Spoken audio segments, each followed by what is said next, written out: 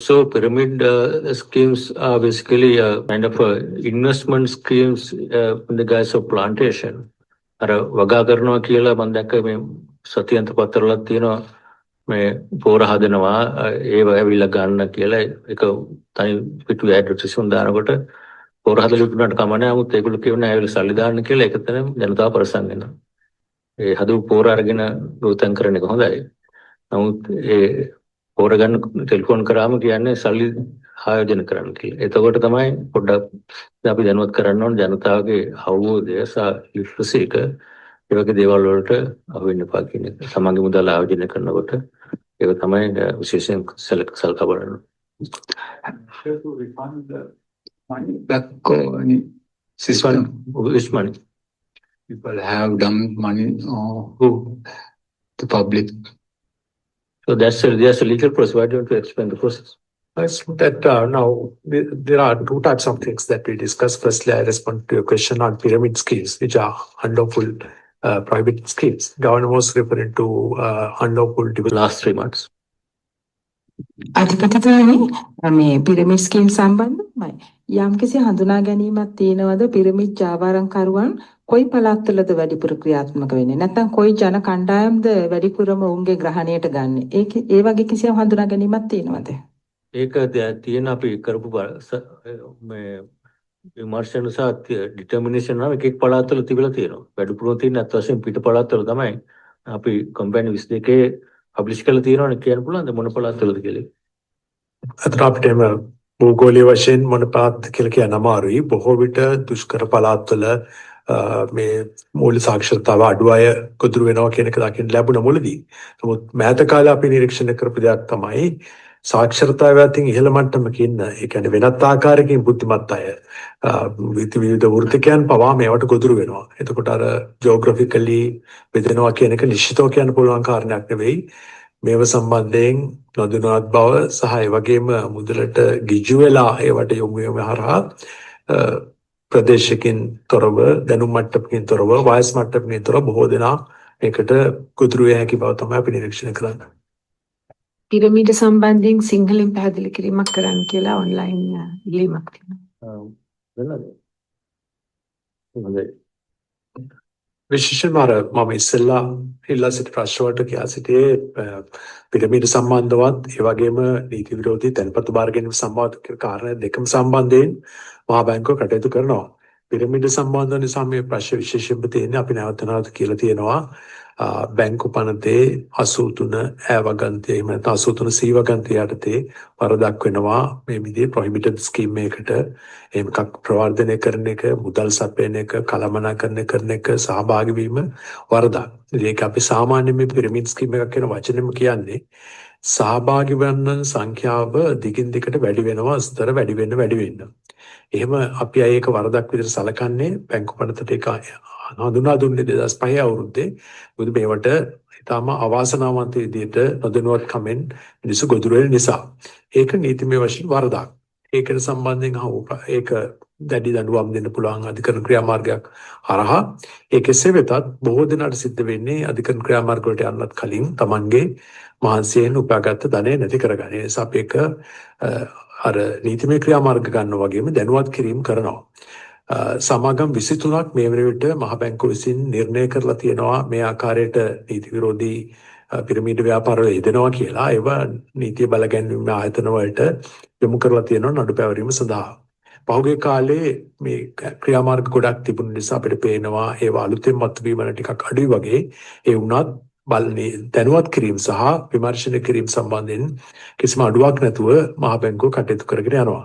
ඒ වගේම මම හිතන්නේ මගෙන් කලින් ප්‍රශ්නයක් ඇහුවා මෙහෙම දෙන මුදල් නැවත ලබා ගන්න හැකියාවක් තියෙද කියලා. මම ඒකට ෆයිනෑන්ස් කම්පැනි සම්බන්ධ නම් අධිකරණ නියෝගයක් දීමේ දුලබ හැකියාවක් විරල හැකියාවක් තියෙන බව කිව්වා. මේ වගේ එකකට නම් බොහෝ විට අපහසු වෙනවා. මොකද මේකේ ස්ට්‍රක්චර් එකේ හැටියට. අනික අතට විශේෂයෙන් කියන්න ඕනේ මොනම තත්ත්වයක් යටතේවත් රජය හෝ මහ බැංකුව හෝ පරිපාලන ආයතනයක් විසින් මුදල් අපසු කිරීමක් කෙරෙන්නේ නැහැ.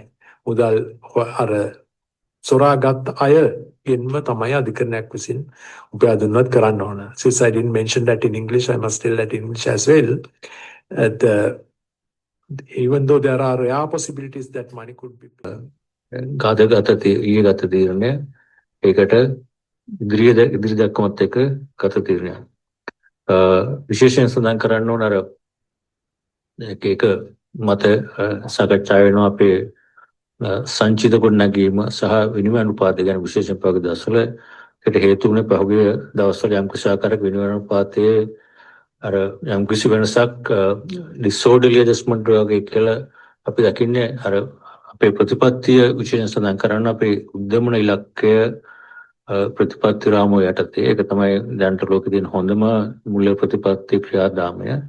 යටතේ විනිමය අනුපාතයේ තීරණය වෙන්නේ වෙළඳපොලේ ඉල්ලුම සහ සැපයීම සහ ඒ අනුව ඒත් එක්කම අර කොතර විදේශ වෙන උපනයාද කොතර විදේශ වෙන වියදම් වෙනවාද කරන්ට් account deficit surplus වගේ ඒ කරුණු මත ඒ අනුව විනිමය අනුපාතයේ පහුගිය දවස්වල යම් කිසි ආකාරයක වෙනස් වීමක් තුන නමුත් එක සැරේටම අර අපේ වකීමක් තියෙන volatility එක අනවශ්‍ය විදිහට වැඩන මහ බැංකුව හැමතිස්සෙම මැදිහත් වෙනවා වෙලකට මෙතේ volatility excess volatility එක අපි මැදිහත් වෙලා ඒක සමනය කරනවා. ඒතර පහුගිය දවස්වල එහෙම මම හිතන්නේ තිබිලා අපි මැදිහත් වෙලා විශේෂ එක දවසක් තිබුණා පැය දෙකක් වගේ ඇතුළත රුපියල් 2.50කින් විතර මේක එක සැරේටම ට්‍රාන්සැක්ෂන් දෙකකින් විනිමය අනුපාතය වෙනස් වෙන ගත්තා. අපි වෙලාවේ මැදිහත් වෙලා ඒක ස්ථාවර කරා. ඊට පස්සේ අපි දකිනවා ඒකට හේතුන යම් ආකාරයේ මාකට් එකේ එක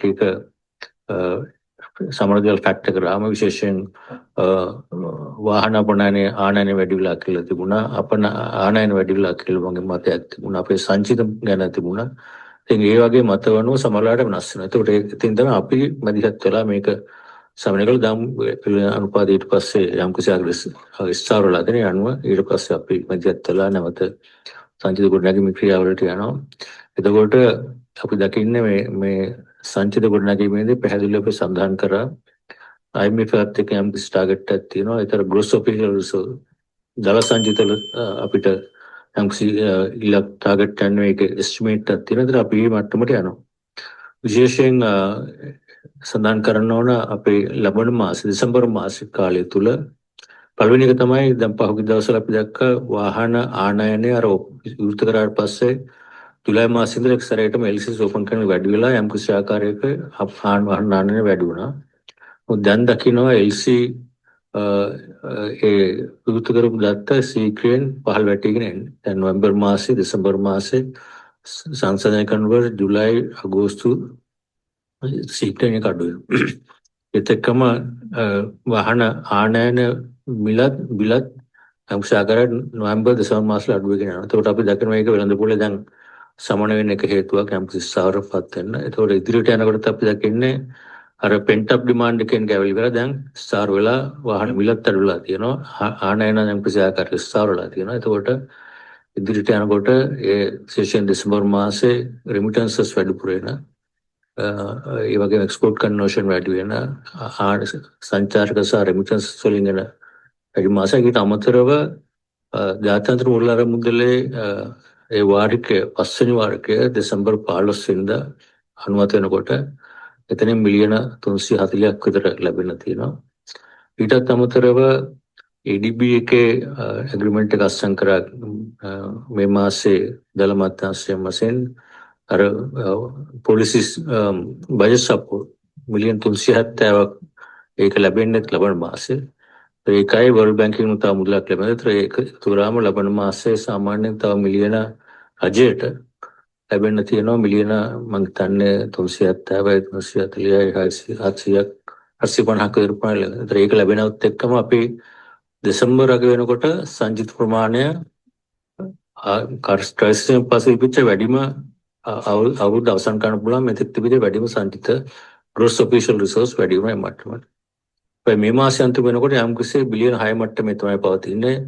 ඊ මාසෙත් සංසයන කරනවා යම් කිසි අඩුවීමක් තියෙන පුළුවන් මේ මාසේ. නමුත් බිලියන 6 ආසන්නයේ පවත්වාගෙන යනවා. නමුත් ලබන මාසේ තමයි අර ඉන්ෆ්ලෝස් ඇවිල්ලා අපේ සංචිත ගොඩ වෙන්නේ. එතකොට අවුරුද්ද අවසාන ඉලක්කය ඉතා පහසුවෙන් අපි ළඟා කර ගන්නවා.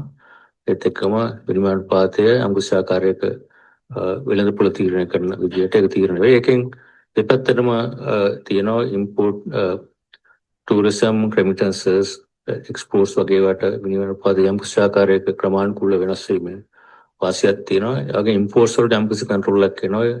අනුපාත වෙනස් වීම තුලින් ඒකේ මිල වැඩි වීම ඒ වගේ දෙපැත්තෙම සංසන්දනය වෙන විනිම මුල්‍ය ප්‍රතිපත්ති ක්‍රියාත්මක කිරීමේ වැඩසටහන තුළ එහෙම තමයි මේ ක්‍රියාත්මක. ඒක අතන මොකද ලොකු ගොඩක් අපි දැකලා තියෙනවා වෙළඳ පොළ සාකච්ඡා නිසා ඒ පැහැදිලි කිරීම මම කරේ ඒ සම්බන්ධ යම්කිසි අවබෝධයක් ලබා දීමට. So ඊට අමතරව මොනවද? දැන් එම්නම් අපි විවෘත කරමු යම්කිසි question and answers.